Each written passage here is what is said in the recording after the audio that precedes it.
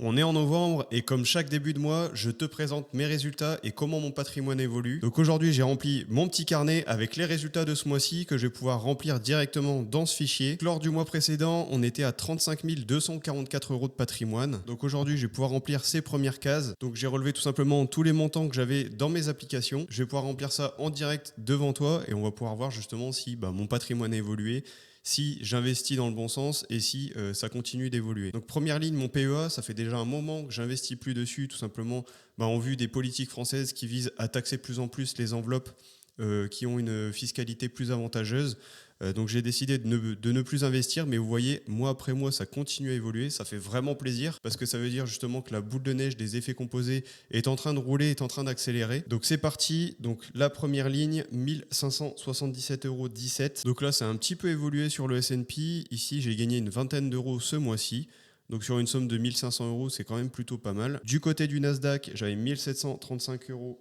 20. Donc c'est pareil, j'ai gagné environ une vingtaine d'euros. Pour le SOX 600, on peut voir que déjà ça stagne depuis un moment. Je pourrais pas vous faire voir, j'ai pas l'historique ici, mais je sais qu'en général cette somme-là bouge pas énormément. Et ce mois-ci, on est à 1149,23. Donc c'est pareil, je dirais que ça stagne un peu. C'est un investissement qui est pas très rentable pour le moment.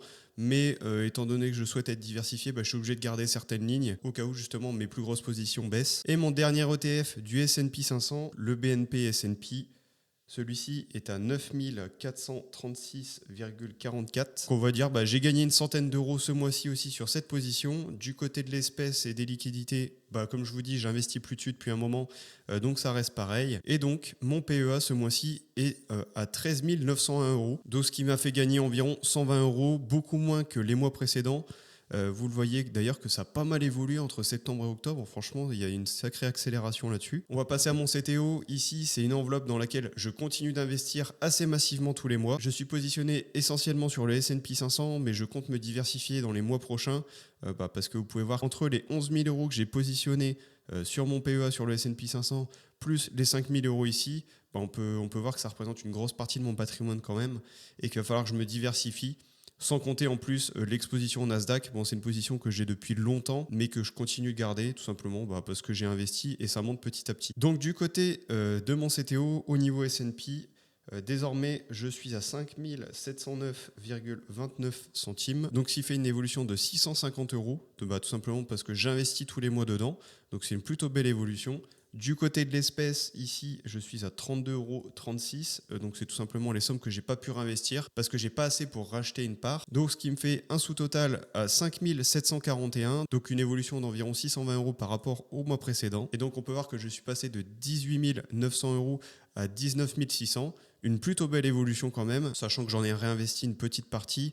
J'ai contribué un petit peu à l'évolution de cette somme, mais ça a pas mal travaillé pour le coup. Donc là, pour la partie crypto-monnaie, je vais tout simplement consulter mon application en direct. Donc du côté des crypto-monnaies, là je le vois sur mon téléphone, j'ai un montant qui fait plutôt mal, puisque j'ai réinvesti une somme ce mois-ci. Et en plus de ça, j'ai les mineurs Go Mining qui m'ont rapporté justement du Bitcoin. Mais le Bitcoin étant actuellement en baisse, ça a bien fait baisser mon patrimoine de ce côté-là, puisqu'on est à 4007,36 centimes. Donc là, de ce côté-là, non seulement j'ai investi de ma poche, mais en plus de ça, j'ai mes mineurs Go Mining qui ont travaillé, qui m'ont rapporté du Bitcoin. Mais malgré ça, ça a pas mal chuté. Donc ici, une perte sèche de 300 euros si je le revendais aujourd'hui. Ensuite, sur Binance, j'ai plus rien puisque c'est un exchange et ça me permet juste d'acheter de la crypto-monnaie. Alors du côté de Go Mining, ce mois-ci, il reste 24,52 euros sur cette plateforme, sous forme de crypto-monnaie bien sûr. Donc cette valeur vient à changer avec le temps. Je l'ai inscrit aujourd'hui pour en avoir une idée pour le futur. Pour l'instant, ça restera en conversion euro, même si j'hésite quand même à mettre en Bitcoin parce que c'est un peu dommage d'indexer du Bitcoin sur de l'euro. Il peut être indexé aussi sur du dollar, etc. Et sachant justement que les taux de conversion varient, ça peut fortement fluctuer. Mais bon, pour l'instant, je laisserai comme ça et puis on verra lors des prochains mois. Donc ce mois-ci, je suis à 4031 euros pour ma poche en crypto-monnaie. À savoir aussi que là, c'est 24,52 €, c'est ce qui me reste sur la plateforme. Il y a une trentaine d'euros, il me semble, que j'ai viré justement sur ma ledger. Et là, pour le coup, on peut voir que ça a pas mal baissé. Ça fait quand même mal de perdre 300 euros. Et j'ai confiance dans ces actifs dans le futur, donc il n'y a pas de souci. je suis prêt à admettre d'avoir perdu un peu d'argent là-dessus pour ce mois-ci. Donc du côté de mon LEP, étant donné que j'ai déjà atteint le plafond, je ne peux pas réinvestir dessus. Donc le montant reste pareil jusqu'à temps d'avoir les fameux intérêts en fin d'année. Du côté de mon livret A, ça a un petit peu bougé parce que j'ai décidé de remettre un petit peu d'argent de côté. Étant donné que je vais bientôt déménager, j'essaie de prévoir au moins quelques coups d'avance, même si je sais très bien que mes comptes d'épargne, justement mon LEP et mon livret A risquent de baisser dû au déménagement que je vais avoir. Mais je préfère dans tous les cas me prémunir. Et donc c'est pour ça que ce mois-ci, mon livret A est à 1360 euros. 75 centimes. J'ai mis environ 300 euros de côté sur mon livret A. Donc du côté de mes livrets, désormais je suis à 12 292 euros, ce qui est quand même plutôt pas mal. Si vous me suivez depuis très récemment, vous pouvez vous dire pourquoi je garde autant de liquidités justement sur mon LEP, sur mon livret A. Tout simplement parce que je prévois à la sortie de mes études de faire un premier achat immobilier, pourquoi pas ma résidence principale, pourquoi pas un investissement en locatif ou même un rachat justement en résidence principale et rénové. Donc pour l'instant je préfère garder de la liquidité et puis ça me permet aussi, même si d'ici un an, admettons, je signe un CDI, que j'ai des revenus réguliers et que je ne souhaite pas investir dans l'immobilier, ça peut me permettre justement d'avoir un coup d'avance. Si par exemple la bourse redescend, on sait qu'en ce moment elle est au plus haut au niveau S&P, au niveau Bitcoin, etc. Et ça me permet d'avoir un coup d'avance et de pouvoir réinvestir. Si la bourse chute d'un coup, je pourrais très bien mettre une grosse somme d'un coup pour pouvoir compenser les pertes et puis justement capitaliser sur une baisse du marché. Donc au niveau du salaire, je pense que c'est le plus petit salaire que j'ai eu depuis cette année. Je suis à 1621,12 centimes. Alors du côté autre, ça reste pareil, les charges restent les mêmes, donc ma copine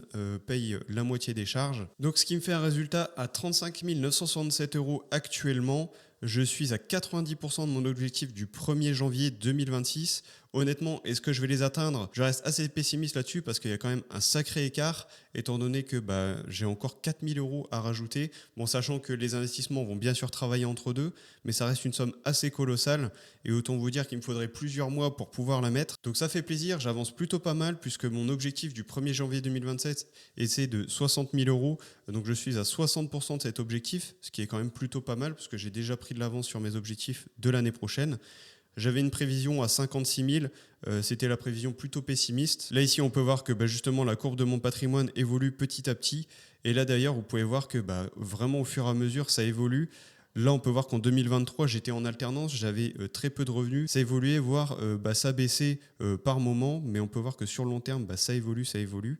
Et c'est vraiment à partir de 2025 en fait, que je réalise que en fait, c'est à ce moment-là où je peux investir massivement parce que mon salaire augmente et mes dépenses n'ont pas bougé. Et donc, ce qui fait que j'ai une plus grosse capacité d'épargne. D'ailleurs, en parlant de capacité d'épargne, en moyenne en 2025, je suis à 953 euros d'épargne par mois, soit pratiquement 40%. Ce qui est quand même énorme comparé à la moyenne nationale. On peut voir qu'au niveau des revenus mensuels que je pourrais obtenir avec la règle des 4%, on se situe à 119 euros par mois, ce qui pourrait me payer au moins une fois les courses ou peut-être 2 fois un restaurant avec ma copine. Et donc côté répartition du patrimoine, on peut voir que je suis à 12,4 de crypto-monnaies. Du côté de mon CTO et mon PEA, ça représente une majeure partie de mon patrimoine.